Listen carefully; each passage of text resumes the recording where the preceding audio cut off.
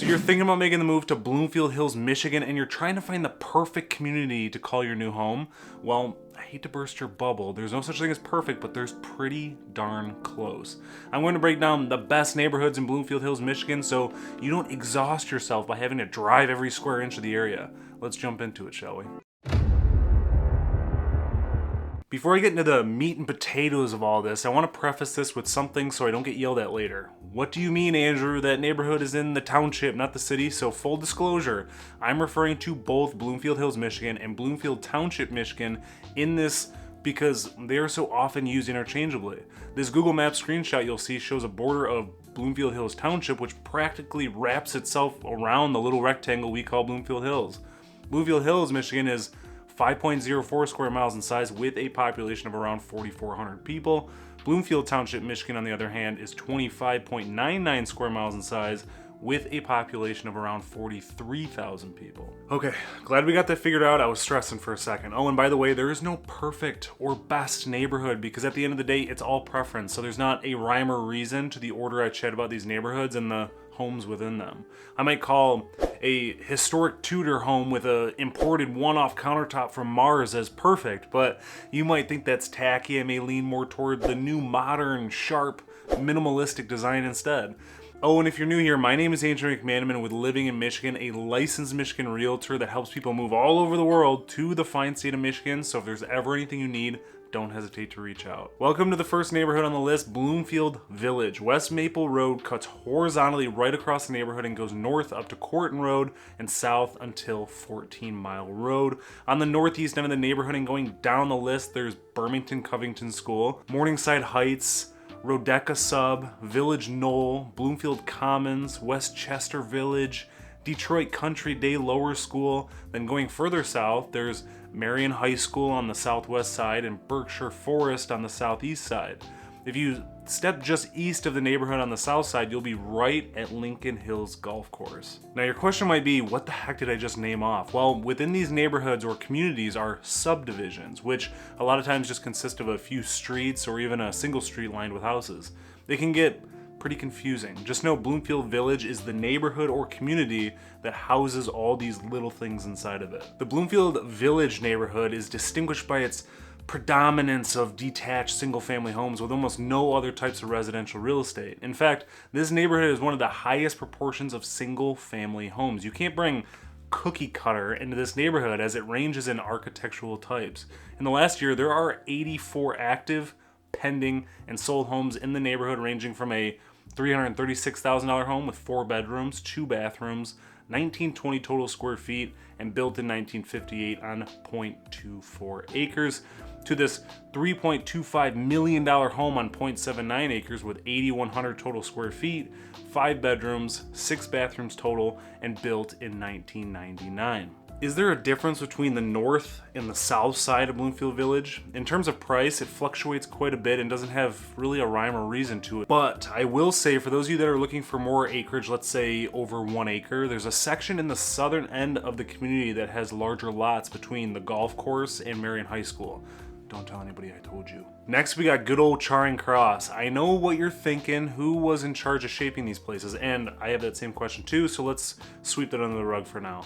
We'll blame it on the Springdale Golf Course and Manor Park for that. Charing Cross is cut in half horizontally by West Waddles Road, with East Long Lake Road being on the north side and West Big Beaver Road being on the closest main road on the south side, if that makes sense. On the north end going south, you have the Woodcrest Lakes, Legacy Hills, Bloomfield Hunt, the Academy of the Sacred Heart, Charing Cross Hamlet, Charing Cross Highlands.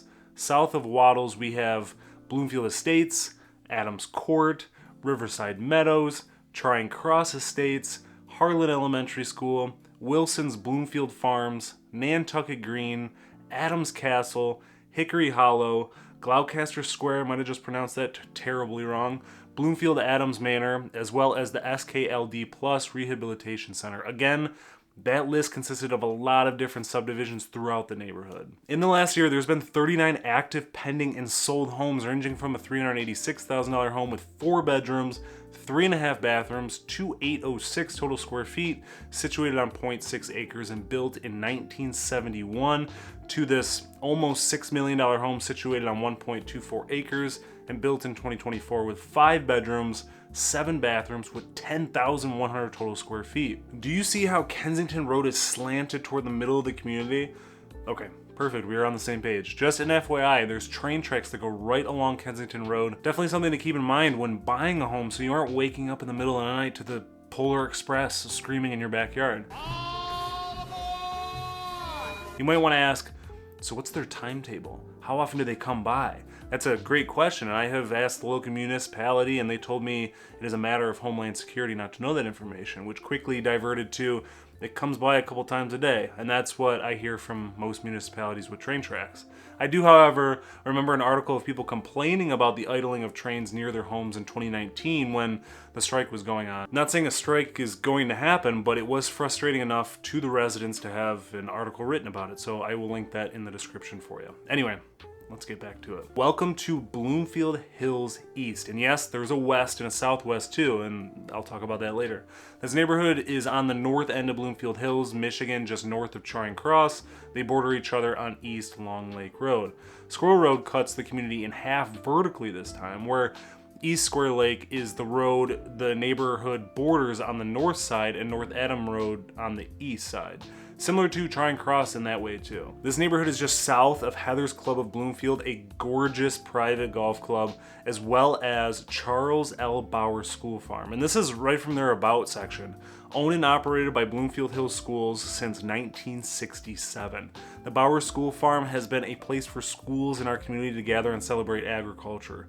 Now, more than ever, food, farming, and the outdoors are essential to healthy living and harmony with the world around us.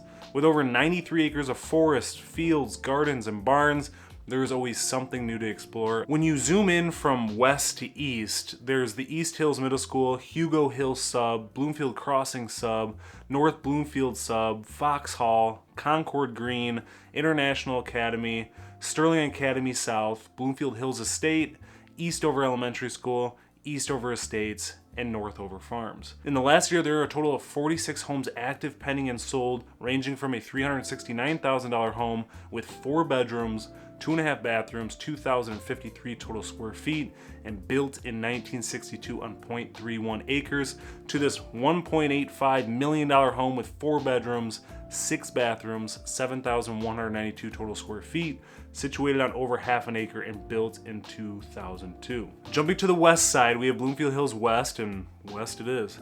The neighborhood is bordering West Bloomfield Township, home to a whole lot of lakes in southeast Michigan. This neighborhood is cut down the middle vertically by Franklin Road. The north border rides along Long Lake Road, and the south side borders Lone Pine Road, while the east side is hugged by Telegraph Road and the west side is Inkster Road.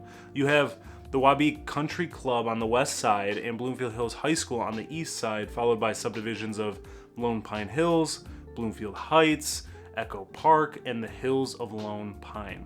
In the last year, there has been 47 homes active, pending, and sold as of recording this, from a $450,000 home on 0.78 acres with 3 bedrooms, 1 bathroom, 2,712 total square feet, situated on 1.04 acres and built in 1955, to this new construction home set to be completed in several months for $3.2 million with 4 bedrooms, 4.5 bathrooms, 6,270 total square feet, and situated on 0.51 acres. Stepping on over to Bloomfield Hills South, this rectangle has Lone Pine Road on the northernmost end, Telegraph Road on the west, Lasso Road on the east, and West 14 Mile on the south. Bloomfield Hills South has Oakland Hills Country Club smack dab in the middle of it, as well as the following from north to south: Lone Pine Estates, Gilbert Lake, Peabody Orchards, Oaks of Bloomfield, Miller Estates, Thorncrest, Oakland Hills Vistas, Berkshire Glens, Berkshire Villas. This neighborhood is just west of Bloomfield Village, which was the first neighborhood I talked about. In the last year, there are 47 homes that are active, pending, and sold, ranging from a $415,000 home with 3 bedrooms, 2.5 bathrooms, 2,055 total square feet, situated on 0.59 acres and built in 1960, to this almost $3 million home on 0.52 acres and built in 2024 with 4 bedrooms, 4.5 bathrooms, and 6,409 total square feet. We went east, and we went west. Now we are talking about Bloomfield Hills Southwest. The neighborhood is 3 layers like a good tiramisu. Tiramisu is actually 4, just an FYI for you. With Corton Road cutting off the top third, West Maple Road slicing up the middle third, and West 14 Mile Road handling on to the bottom third. Going from north to south, we have the Bloomfield Square Ferguson Park, Bloomfield Square Hunter Park, which I highly recommend if you're into nature, Lone Pine Crest Sub, Kirkwood, Wayside Glen, West Maple Elementary School, which is practically touching the Knollwood Country Club just west of the neighborhood, Maple Meadows, Meadow Lake Farms, and the French School of Detroit. In the last year, there are 63 homes ranging from a $385,000 home on 0.7 acres with 4 bedrooms, 3 bathrooms, 2,768 total square feet, and built in 1957, to a $2,525,000 home on 0.78 acres that was built in 2023 and has 5 bedrooms, 7 bathrooms, 7,318 total square feet with some lake privileges too. Moving along to the city center neighborhood, which just like the name states is the center of the city. The Woodward Corridor cuts diagonally right through it practically, so if you're someone who wants to live right in the center of it all, this is a good spot for you. Granted, Bloomfield Hills doesn't have that downtown experience really, it's still a place with amenities. Being just north of Bloomfield Village and west of Charing Cross, this community from north to south has Chestnut Hills, Hills of Bloomfield, Barrington Park, Echo Ridge, Roper School, the Bloomfield campus, Cedar Brook of Bloomfield, St. Hugo of the Hills, a chunk of the Oakland Community College District Office, High Up Acres, Whitehall, Bloomfield Hunt Club Estates, Bloomfield Sites, Barton Hills, Stonycroft Hills Golf Club, Bloomfield Hills Country Club, Donnelly Farm Sub, Barton Woods Condos, Throwbridge Farms, Country Club Estates, Briarbank, Barton Gardens, Lower Fields Tennis Courts, the Cranbrook Institute of Science, which is awesome, Lone Pine View, Edgemere, Bog Garden, Martell, South Cranbrook, Cranbrook Horton Road Estates, Kingswood Hills, Brookwood, Lakewood Heights, among a few more. There was a lot to that. It was a mouthful because the city center is packed, to say the least. In the last year, there have been 74 active sold and pending listings ranging from a $420,000 home on 0.83 acres and built in 1962 with 4 bedrooms, 2.5 bathrooms, and 2,312 total square feet to a $8.5 million home on 1.05 acres and built in 2024 with 5 bedrooms, 8 bathrooms, and 9,317 total square feet. And just to go off on a little rant here is you'll notice that a lot of these more expensive homes have been built in the last couple of years because they got rid of the houses that were there and they just built these much larger homes, and that's why you'll see the prices fluctuate all over the place going from subdivision to subdivision. Being as the city center is right along Woodward Avenue, there's a lot of commercial spaces, businesses, restaurants, stores, etc. So if being in close proximity or walking distance is important to you, this neighborhood may be great for you. Jumping to the next subdivision, we have Off-Center City Center, or Bloomfield Hills North-ish. I put a question mark on that because this section doesn't really have a name.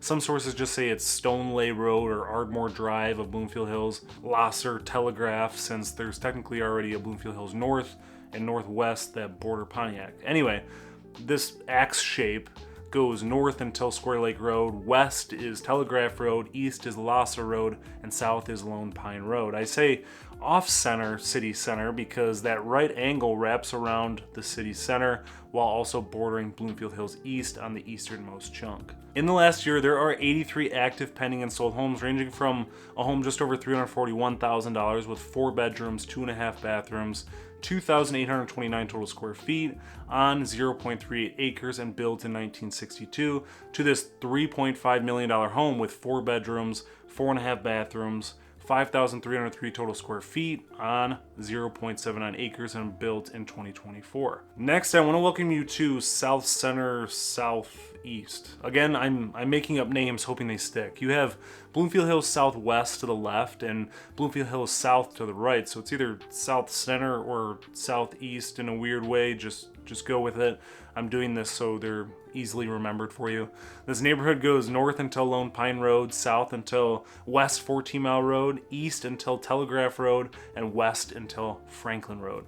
Within this neighborhood from north to south is the Dells of Bloomfield, Woodcrest Farms, Woodlake Hills, Bloomfield Hills Middle School, Connon Elementary School, the one and only Wing Lake Park Island, Wing Lake Development Center, St. Owen Parish, Foxcroft of Bloomfield Condominiums, Spruce Hill, Birmingham Farms, and Brookside Village. In the last year, there have been 63 active pending and sold homes ranging from a $340,000 home with 3 bedrooms, 2 bathrooms, 1790 total square feet built in 1963 and situated on 0.35 acres, to a $3.5 million home with 5 bedrooms, 6 bathrooms, 6,536 square feet, situated on 1.21 acres and built in 2024. Next, we have Lake Center, Bloomfield Hills, Michigan, sorta kinda. Again, another question mark because this neighborhood doesn't necessarily have a name to it, but I think Lake Center is a good fit. Other sources call it Kirkway Road or Apple Lane. I saved this one for last because a lot of people don't think there are lake living opportunities in Bloomfield Hills, and I'm here to tell you there is. The majority of these properties are owner occupied, which contributes to a well-kept and stable community atmosphere, because in Michigan, when we think lakes, we think Verbos, we think Airbnbs, so it's good to know that a lot of these are mostly owner occupied. This neighborhood features a mix of architectural styles, just like a lot of Bloomfield Hills does, ranging from classic designs to more contemporary builds, offering that variety, like I mentioned, to suit different tastes and preferences, while having the ability to be on a lake. The homes are generally well established with mature landscaping and tree-lined streets, adding to the charm and appeal to the area. Residents enjoy a tranquil suburban setting with convenient access to, of course, the local amenities that are around, including the parks, schools, shopping centers, and dining options too. The combination of beautiful homes, a strong sense of community, and the picturesque landscape makes the Kirkway Apple Lane neighborhood Lake Center place a highly desirable place to live in Bloomfield Hills, Michigan.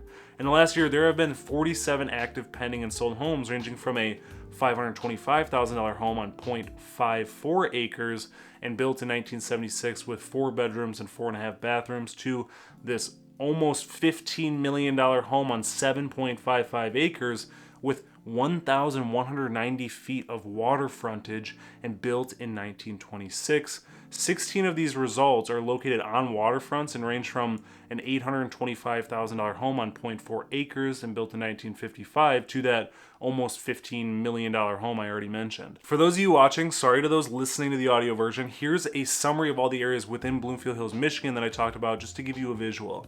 That notch at the bottom that looks like someone just took a bite out of that rectangle is Birmingham and the neighborhoods that are compiled together to make that community. Before I wrap this up, I want to break down some frequently asked questions that I get from people moving to Bloomfield Hills, Michigan. So kicking it off with question number 1 is, what neighborhood in Bloomfield Hills, Michigan would be best for me?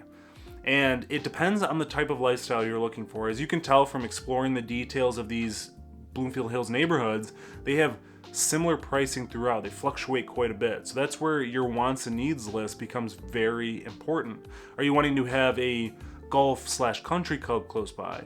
Are you wanting lake access or lake privileges? Do you want to be closer to the action in the city center area so you can walk about as much as the area offers?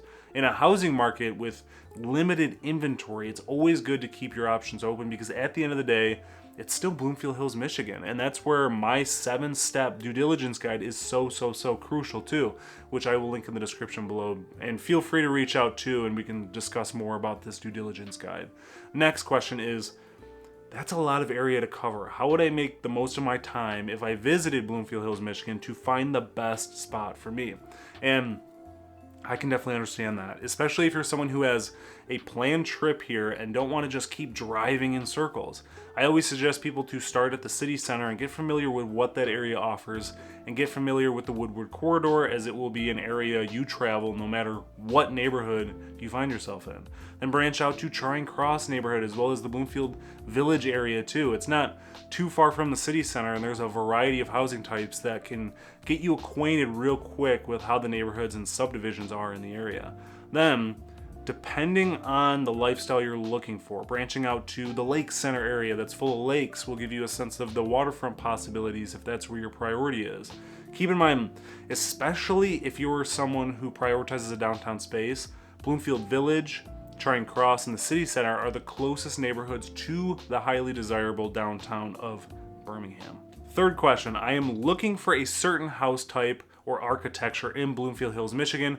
Where should I look? Well, the thing about Bloomfield Hills, Michigan is there's not necessarily a particular area that has a certain architecture over another. The area prides itself in having a wide variety of home styles. Of course, there are little pocket subdivisions that can be a little bit more uniform, definitely. There's areas that were developed before others in terms of the neighborhoods within the city, but the year doesn't always reflect on the certain neighborhoods because there are a lot of architects and builders demolishing and renovating homes to build homes to their liking and their clients' liking. You'll see modern, contemporary, ranches, Tudors, Cape Cods, Craftsman, Colonials, and mid-century modern homes. There have been several award-winning architects in the area that have left their mark, and it's truly led to Bloomfield Hills being one of a kind. The next question is, what are the property taxes in Bloomfield Hills, Michigan? Property tax amounts are highly situational based on the price of the home, school district, and whether it's in the city of Bloomfield Hills or the township. A wonderful resource is the Michigan Property Tax Calculator, which I talk about a lot in my videos, where you would punch in the county. It's Oakland County in this case, whether it's Bloomfield Hills or Bloomfield Township, you'd punch that in. Then the school district the home is in, which you can either see on a particular home's listing that's for sale or use the school district map that I'm going to link in the description for you to help out.